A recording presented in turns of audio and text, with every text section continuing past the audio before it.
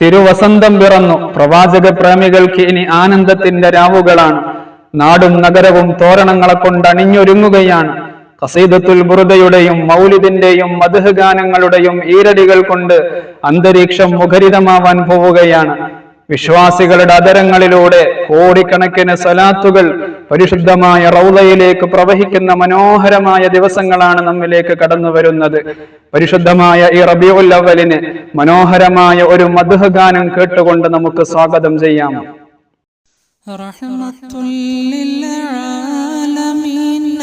ജന്മദിനത്തിന് സ്വാഗതം, നബി ജന്മദിനത്തിന് സ്വാഗതം. ലോകത്തിനാകെ റഹ്മത്താകും പുണ്യപുമാനെ സ്വാഗതം, നബി പുണ്യപുമാനെ സ്വാഗതം. തൗഹീദാകും പൂവി വിരിഞ്ഞു ലോകമതാകെ മണത്തല്ലോ, ലോകമതാകെ മണത്തല്ലോ. പേർഷ്യക്കാരുടെ അഗ്നി കുണ്ടുകൾ അന്ന് പൊലിഞ്ഞ് തകർന്നല്ലോ, അന്ന് പൊലിഞ്ഞ് തകർന്നല്ലോ.